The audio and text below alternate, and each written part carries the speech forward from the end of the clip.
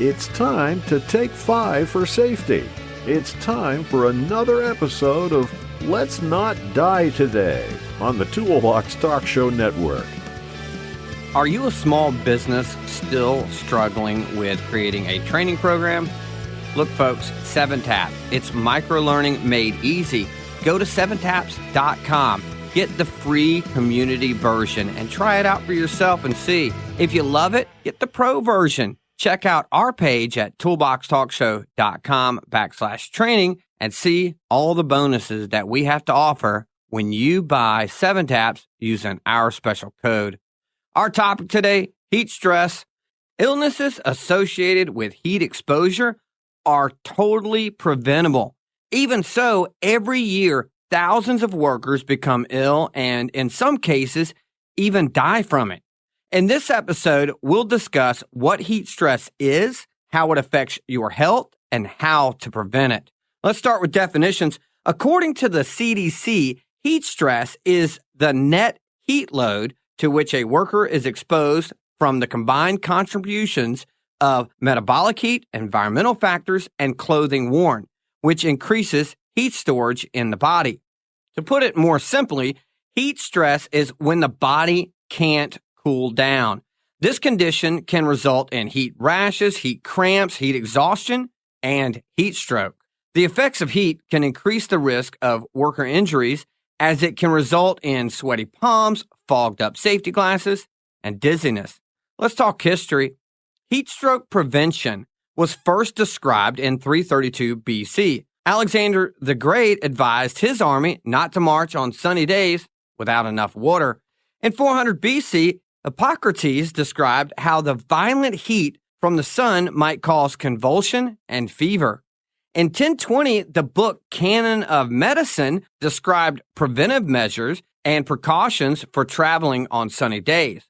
The first death of a U.S. Navy sailor caused by heat stroke was recorded in 1865. In 1885, during the war between the states, 313 soldiers died of heat stroke. In 1935, D.H.K. Lee gave a lecture to the Royal Society of Medicine in London, differentiating heat stroke, heat exhaustion, and heat cramps as distinct illnesses. During World War II, approximately 250 fatal cases of heat stroke occurred in the U.S. military, mostly in military basic training camps in the southern United States. February 17, 2003, a major news story breaks about Stephen Beckler, a Baltimore Orioles pitcher. The Orioles selected Stephen Beckler in the third round of the 1998 MLB draft. In 2001, he was named a Carolina League All-Star, but never appeared in the All-Star game as he was promoted to AAA ball. After struggling through several outings, he was demoted to the AA Eastern League. But in 2002, his performance improved, and at the end of the minor league season, the Orioles called him up to the major leagues. He appeared in 3 games for the Orioles. During the Orioles' 2003 season's spring training, Beckler collapsed from heat stroke while participating in conditioning drills. He was rushed to a nearby hospital and diagnosed with abnormal liver function and mild hypertension. This condition, combined with the fact that he was not used to Florida's warm weather and was using the supplement ephedra, a weight loss and energy supplement, proved to be a deadly combination. He died the next day. Although Beckler did suffer from asthma as a child and endured heat strokes while in high school, a medical examiner found the use of ephedra contributed to his death. Following this report, the Food and Drug Administration opened an investigation, which resulted in the banning of ephedra products in the United States. High temperatures are dangerous. They can be even more dangerous when combined with energy pills or drinks that contain high amounts of caffeine, which can lead to injuries, illness, and, as we saw in Stephen Beckler's case, even death. Let's talk statistics. According to OSHA, millions of workers are exposed to heat in their workplaces. Between 50 and 70% of outdoor fatalities occur within the first few days of working in warm environments.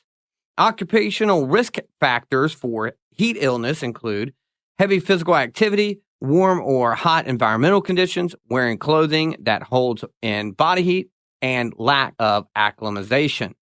Exposure to environmental heat led to 37 worker-related fatalities and 2,830 lost time incidents in 2015.